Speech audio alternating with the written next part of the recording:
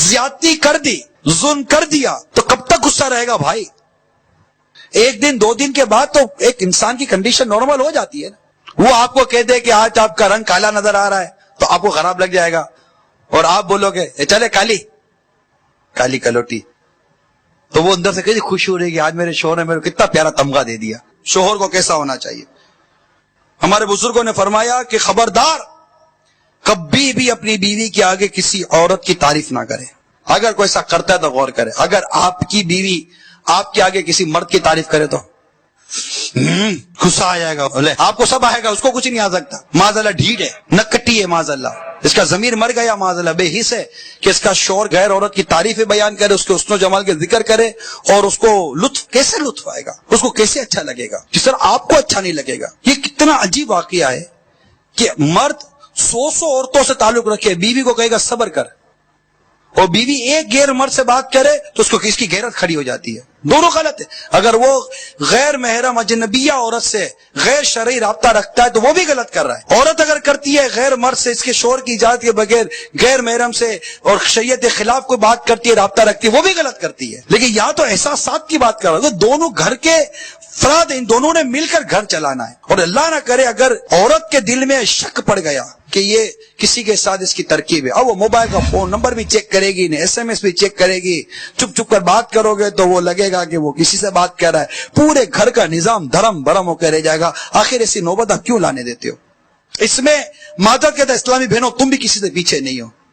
آپ بھی دعوت میں لے کر جاتی ہو اور 4 آپ کی سہیلیاں ہوں گی, ہیلو ایکسکیوز می جی, ان سے ملیے, یہ میرے ہسبینڈ ہیں, اور اس کو بولو گی یہ میری سہیلی ہے. دونوں ہاتھوں سے کلاڑا ماری ہو اپنے پاؤں پر, اس کو ہسبینڈ کہہ کے ملا دیا, اس کو سہیلی کر کے ملا دیا, دونوں کا نمبر بھی دلا دیا.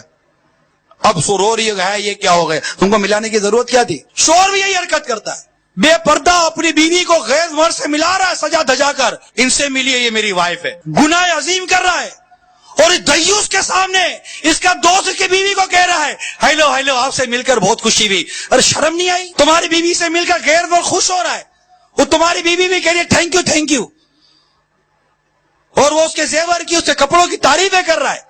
آپ کے سامنے کہہ رہا ہے کہ آپ نے بیوی کو بڑے اچھے کپڑے دلا دیے, کیا میچنگ دلا دیے.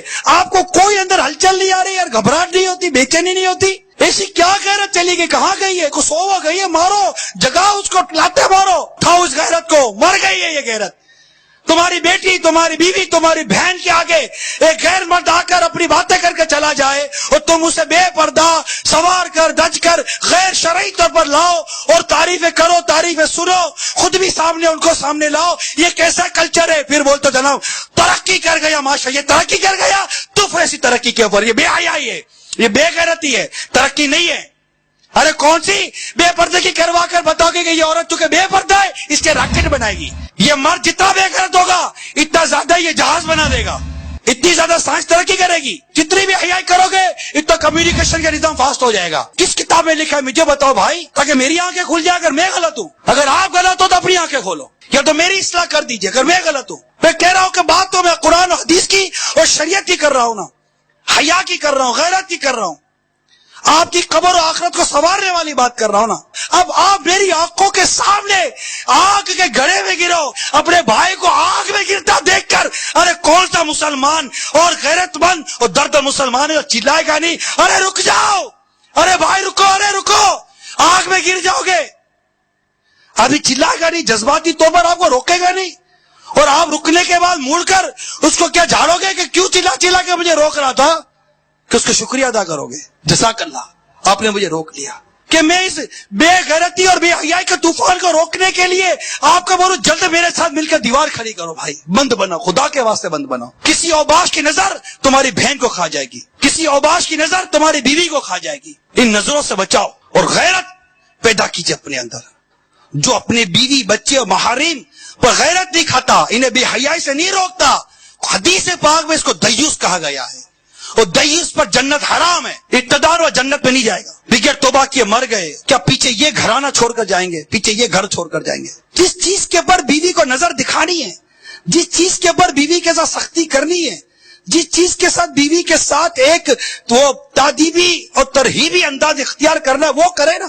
اگر وہ آپ کے لیے نہیں بنتی سنورتی تو ٹھیک ہے، آپ اس کو دو باتیں بولیں کہ کیا کر رہی ہو، یہ دنیا کے لیے نہیں بنتی سنورتی، اس سے آپ کو کیا تکلیف ہو رہی ہے؟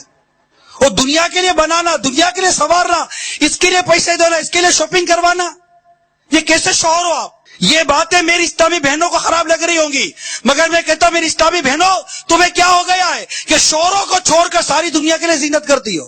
شوہر کے آگے میلی کچیلی رہتی ہو؟ پتہ ہے شوہر کے آنے کا وقت ہو گیا، گھر آئے گا، میں تھوڑا نہا لوں یا منہ دھو لوں، تھوڑا بن سنور لوں، تاکہ جب میرا شوہر مجھے پہلی نظر سے دیکھے تو دیکھتے اس کی تھکن اتر جائے، اس کی آنکھوں کو ٹھنڈک ملے، اس کے قلب کو فرحت ملے۔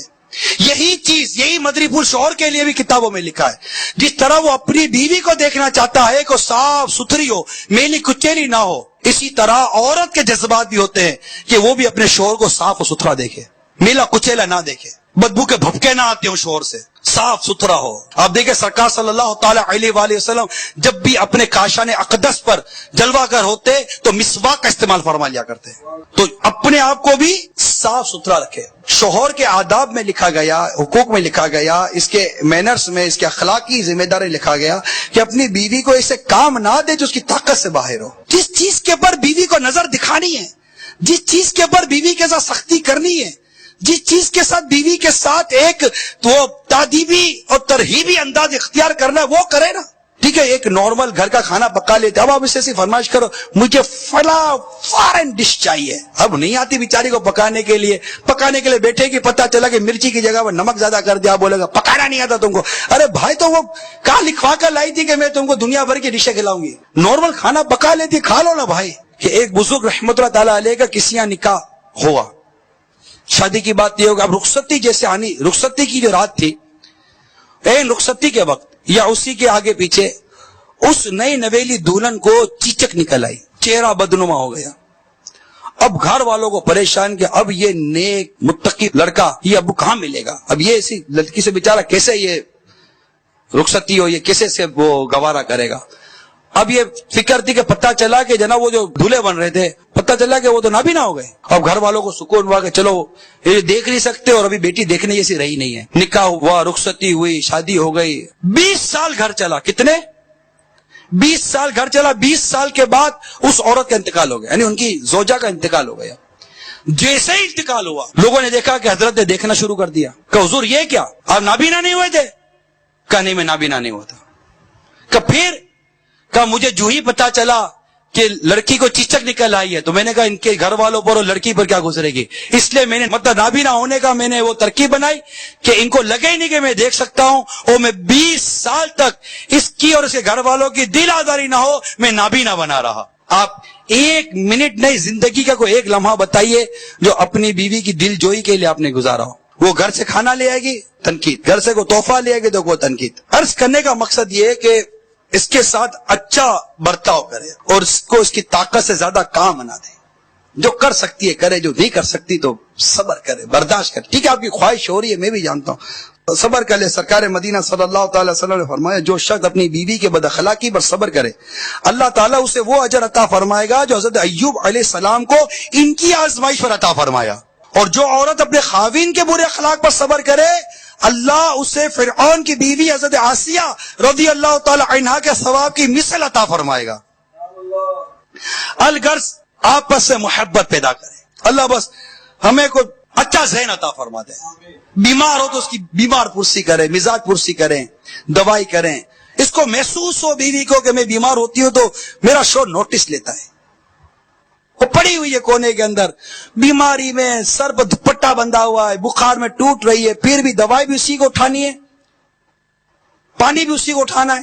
اگر آپ اس کو دوائی کا ایک چمچ پلا دو گے، گلاس کا پانی اس کو دے دو گے، اس کو کوئی دعا دے دو گے، اس کو کوئی تسلی دے دو گے، آپ کی صحت پر کیا فرق پڑے گا، آپ کے مقام و منصب میں کیا کمی آ جائے گی، اس کا دل خوش ہو جائے گا۔ یعنی سرکار مدینہ راحت قلب و سینہ صلی اللہ تعالی علیہ وآلہ وسلم ارشاد فرماتے ہیں مومنوں میں سے اس شخص کا ایمان زیادہ کامل ہے جس کی اخلاق سب سے اچھے ہوں اور وہ اپنے گھر والوں پر زیادہ مہربان ہو۔ اور ایک حدیث پاک میں تم میں سے بہتر وہ شخص ہے جو اپنی بیویوں کے لیے اچھا ہے اور میں اپنی بیویوں کے لیے تم سب سے بہتر ہوں۔ تو یوں ان کے ساتھ اچھا مزاج اختیار کرے، ان کے دل جوئی کرے، کوئی مزاج